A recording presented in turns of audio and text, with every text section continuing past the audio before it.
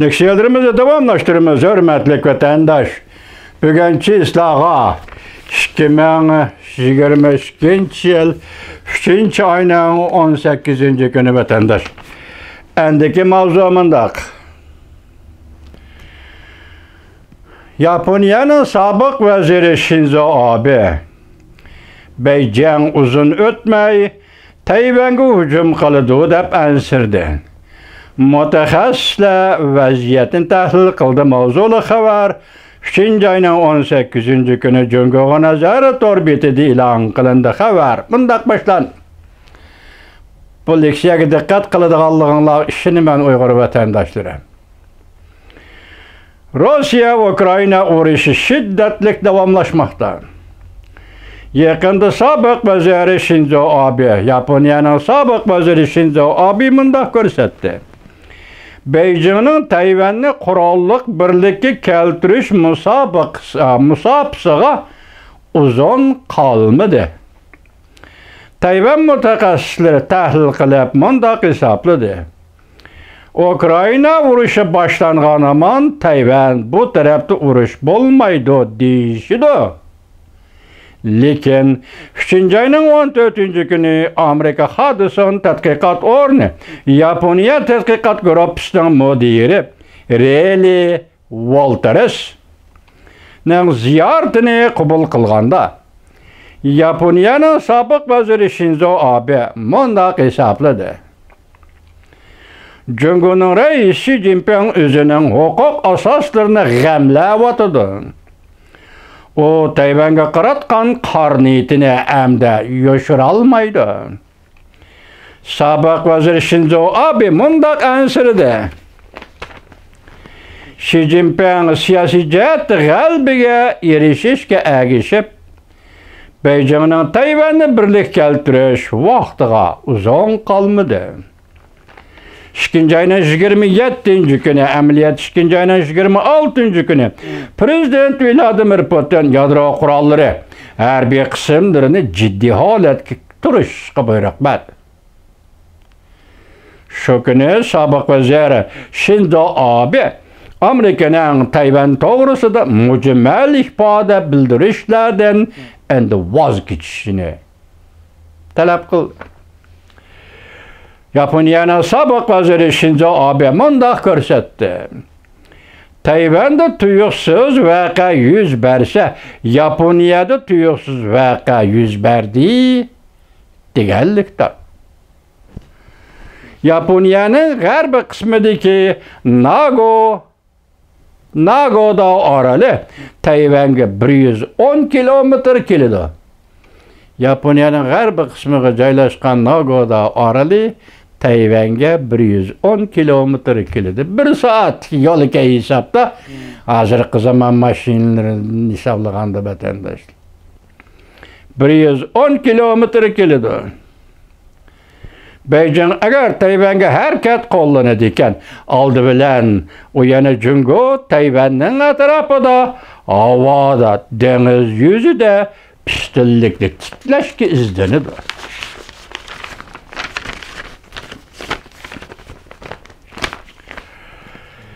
Ondaqda bundaq izlanish Yaponiya havo tavalligini, Yaponiya yaqin dengiz yuzi tavalligi va havo tavalligini izlanishnimi o'z ichiga oladi. Shuning bilan Yaponiya bu izlanish Yaponiya dengiz bo'ylariga, Yaponiyaning dengiz iqtisodiy rayonlariga ta'sir ko'rsatadi. Va bu ta'sir ko'rsatishni o'z ichiga oladi deb qaraydi Yaponiya. Şunlaşqa sobiq vazir Shinzo Abe mundaq bir masalani o'tirib qo'ydi. Amerikaga NATO kerak. Belgiyaga Germaniya kerak bo'lgandek. Yadro qurollaridan o'rtaq bahramand bo'lishga qatnashish kerak. Endi ma gapning vazni eg'irligiga diqqat qiling vatandoshlar. Yadro qurollaridan o'rtaq bahramand bo'lishga qatnashish kerak. Amerikaning yadro qurollarini vakolatan boshqarishga berilishi kerak. Amerikaning yadro qurollari vakolatan boshqarishga berilishi kerak. 2021 yılı 12 aydan başlap sabık vazir Shinzo Abe Tayvan doğrusu bir qancha qatim fikir qildi.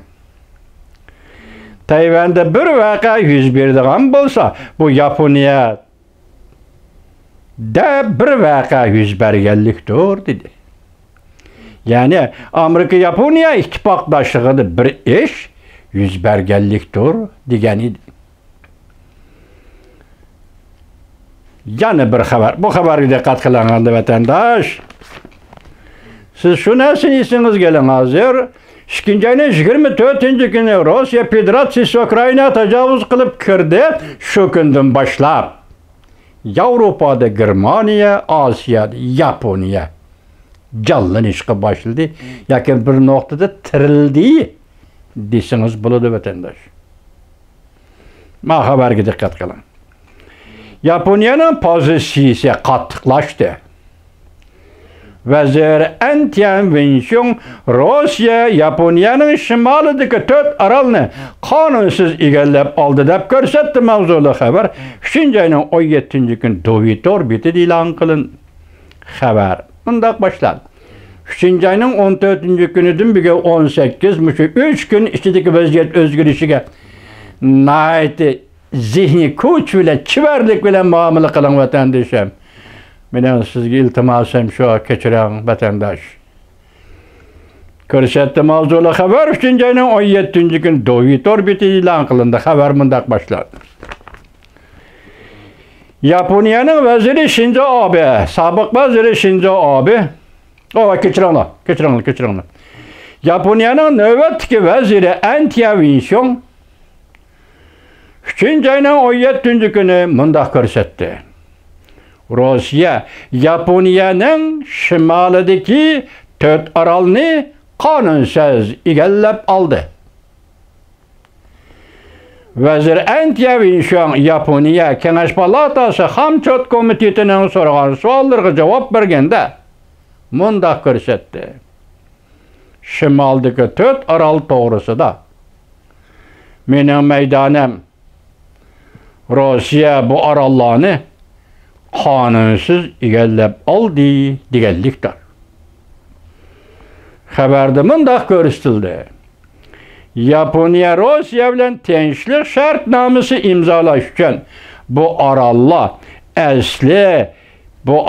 asli Yaponiyaning territoriyasi. Bu orollarni Rossiya qonunsiz egallab oldi deydigan sazgör iborlarni ishlatmaydi. Lekin bu qatim Rossiya Ukrainaga tajovuz qilgandan keyin bu orollar asli Yaponiyaning territoriyasi degan bu iborni ishlatishni asli keltirdi. Yaponiyaning shimoldagi 4 orolini Rossiya qonunsiz egallab oldi. Yaponiyaning shimolidagi 4 orol asli bu Yaponiyaning azaldan tortib Yaponiyaning territoriyasi edi. Yadro qurollarini o'rtaq boshqarish, ya'ni vakolatan boshqarishdan bahramand bo'lish. Sobiq vazir Shinzo Abening gibi. Bugungi Yaponiyaning navbatdagi vaziri shimoldagi orolimizni Rossiya egallab oldi. Bir cümle qilib qoldi. Hurmatli Yaponiyaning vaziri Antian Wenshun apandi shimoldagi 4 orol Yalta konferensining Iroq Sharq siyosatiga binoan Rossiyaga ayrilib berildi. Asli Yaponiyaning zimini edi deb qo'shib qo'ying deyman. Belki vaqti kelganda shundaq bo'ladi. Qo'llaymiz Antian Wenshun apandi. 4 orolni eg'izga olganligingizni qo'llaymiz Antian Wenshun apandi. Kim biladi, balki Yalta yig'inining Iroq Sharq strategiyasining taqdiri sizning mushu so'zingiz bilan qaytadan qorilib chiqadigan taqdir bo'lamdi. Qanday?